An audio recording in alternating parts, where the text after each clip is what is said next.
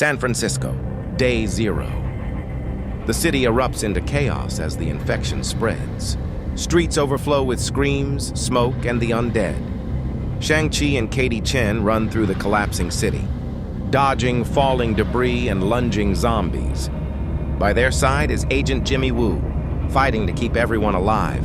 The horde grows, faces once human, now twisted and bloodthirsty. Just as all hope seems lost, helicopters thunder above, tearing open a path through the mob. And then he arrives, Wenwu, Shang-Chi's father, wielding the power of the 10 rings. With blinding speed, the rings slam into the undead, exploding them into dust. Wenwu shouts for his son to get on the chopper, but Shang resists. He wants to save more lives. In that moment, tragedy strikes. A zombie bites Shang-Chi. Infection spreads rapidly up his arm. Wenwu acts fast. He transfers the 10 rings to Shang, using their mystical force to contain the virus in his arm. But Wenwu himself stays behind. Surrounded by the horde, he fights bravely until he is swallowed whole by the darkness. The helicopter lifts off, carrying Shang, Katie, and Jimmy into the night sky while the city below burns. 5 years have passed. The world has become a graveyard. Shang-Chi and Katie now share the burden of the 10 rings, using their power to survive the wastelands. Their convoy trudges forward, tired faces, scarred hearts. The destination, New Orleans, a rumored safe haven. But survival is never simple.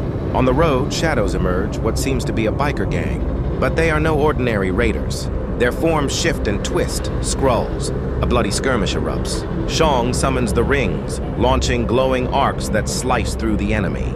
Katie drives with fearless precision, crushing their attackers. Together, the survivors prevail. Exhausted but determined, they press on, toward the city on the sea. At last they reach it, a checkpoint floating on the ocean, known as the City on the Sea. The price of entry, live cattle, food to sustain the fortress. The group pays and is allowed in, but safety is an illusion. Red Guardian notices Shang's infected arm. He points, shouting accusations. He's infected! He shouldn't be here! Tension rises. Weapons drawn! Trust shatters. Just then, another group arrives. Kamala Khan, Blade, and Yelena Belova. They too seek refuge. Suspicion hangs thick in the air. But before violence erupts, a commanding voice cuts through the noise. John Walker, flanked by soldiers, steps forward. Behind him, Baron Zemo. Zemo reveals the truth.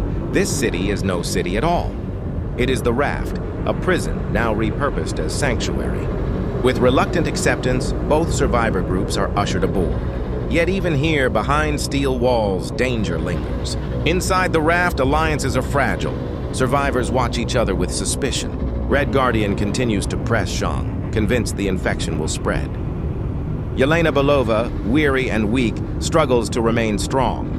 But a shadow looms over her, something more sinister than exhaustion.